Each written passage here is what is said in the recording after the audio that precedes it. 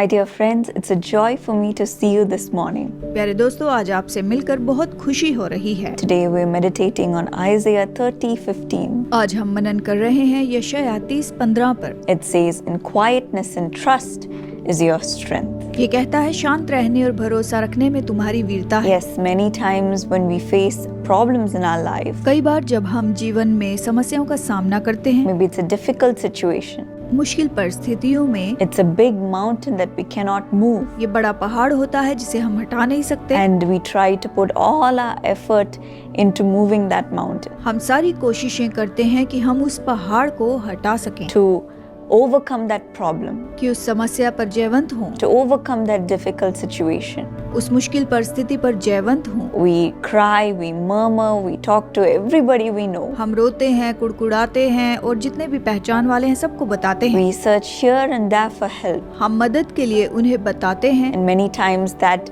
enables us to lose our peace.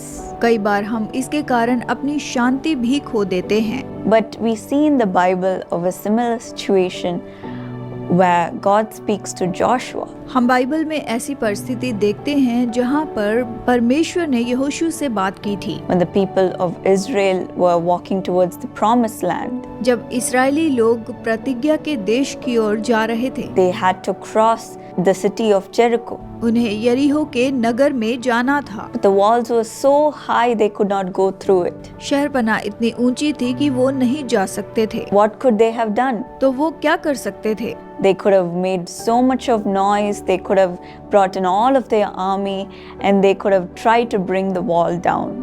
वो शोर मचाते और अपनी पूरी सेना वहाँ पर ला सकते थे और उस शहरपनाह को गिराने की कोशिश कर सकते थे। But God commanded them to be quiet and walk around silently for 6 days around the wall of Jericho. लेकिन परमेश्वर ने कहा कि तुम शांत रहकर चुपचाप शहरपनाह के चक्कर काटते रहो 6 दिन तक। It may have been so peculiar to them. ये उनके लिए बहुत ही अजीब रहा होगा। Why is God telling us to stay silent परमेश्वर हमें चुपचाप रहने के लिए क्यों कहता है, when we know we are going to overcome this city? जबकि हम जानते हैं कि हम इस शहर को जीत लेंगे।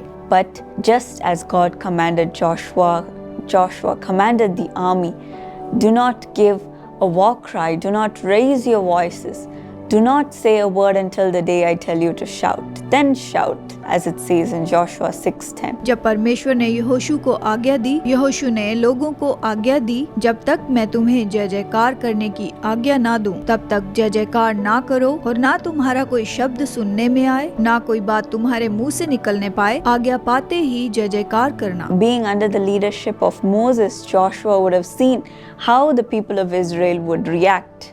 मूसा की अगुवाई में यहोशू ने देखा होगा कि इस्राएली लोग किस तरह से प्रत्युत्तर दिया करते हैं। Maybe if they used their own strength and if they would have shouted and if they used the wisdom that they had, they would not have been able to conquer the city. यदि वो अपनी बुद्धि का उपयोग करते और चिल्लाते रहते तो वो उस शहर को कभी भी नहीं जीत पाते। But just as God commanded Joshua, लेकिन जैसे परमेश्वर ने यहोशू को आज्ञा दी, as they walked around silently for 6 days, जैसे वो चुपचाप 6 दिनों तक चक्कर काटते रहे, we see on the 7th day when they made a big shout as they walked around the wall of Jericho, all the walls came down. हम देखते हैं कि 7वें दिन जिस तरह उन्होंने चक्कर काटे और जब उन्होंने जय जयकार की तो शहरपनाह ढह गई। Yes, they received the strength from the Lord. हाँ, उन्होंने परमेश्वर से सामर्थ्य पाई थी। And because they trusted in Him, the walls came down. हाँ, उन्होंने उस पर भरोसा किया और शहरपनाह गिर गई। Even in your life, God says, as it is in Psalm 46:10, भजन संहिता 46:10 जैसा कहता है, प्रभु वैसा ही आपसे भी कहता है, be still and know that I am God. चुप हो जाओ और जान लो कि मैं ही परमेश्वर हूँ। He will do everything for you. वो आपके लिए सब कुछ करेगा। So listen to His instruction. तो उसके निर्देशों को सुने। Receive His peace during the time of your difficult situation. अपने मुश्किल समय में परमेश्वर की शांति को प्राप्त करें। Remain in quietness and trust in Him. शांत रहें और उस पर भरोसा रखें। That will be your strength. वही आपका बल है। Even in our life, when we were going through many difficult situations in our family, हमारे जीवन में, अपने परिवार में जब हम बहुत ही मुश्किलों में से होकर जा रहे थे, the first instinct that we would have as human beings is to go and search for help or clear our name or to bring justice to our situation. इंसान के नाते जब हम सोचते थे कि हम किसी के पास मदद के लिए जाएं, कि हमारा नाम अच्छा बना रहे, हम अपनी परिस्थिति में न्याय पाएं, पहला विचार हमें यही आता था। But God always taught us to be silent लेकिन परमेश्वर ने सिखाया कि हम चुप रहें and to trust in Him. और उस पर भरोसा रखें। He knows how to get us out of the situation. वो हमें परिस्थितियों में से बाहर निकालना जानता है। Why He has allowed this to happen. उसने ये सब क्यों होने दिया? And in the end, His peace will be our strength. अंत में उसकी शांति ही हमारा बल है And His name will be glorified through us. और हमारे द्वारा उसके नाम की महिमा होगी। And even in our difficult situations, every time we would go through something, God gave us His peace. जब हम मुश्किल परिस्थितियों में से होकर जा रहे थे, उसी समय परमेश्वर ने हमें अपनी शांति दी।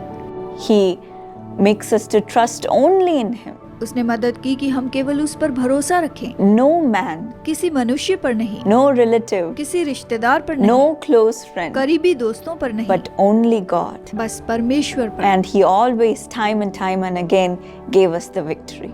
और समय समय पर हमेशा उसने हमें विजय दी। In the same way, in your life, if you're going through a difficult situation, आपके जीवन में भी अगर आप मुश्किलों में से होकर जा रहे हैं, be still शांत बने रहें and trust in the Lord और प्रभु पर भरोसा रखें and know that He is God reigning over your life. और जान ले कि वही परमेश्वर आपके जीवन पर राज्य His कर रहा है। peace will be your strength today. आज उसकी शांति आपका बल होगी।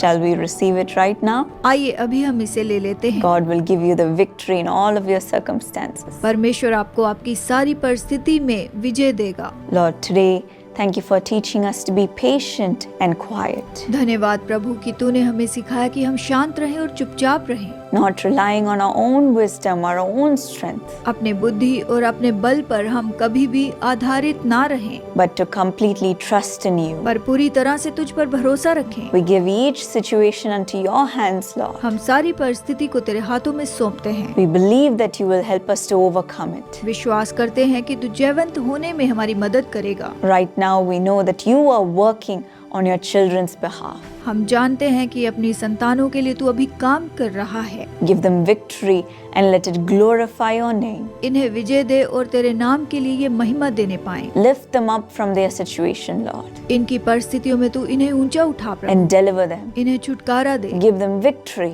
इन्हें जयवंत कर and let them shout songs of praises और ये तेरे लिए स्तुति के गीत गाते जाएं and glorify your name. और तेरे नाम को महिमा दे। Right now, fill them with your peace.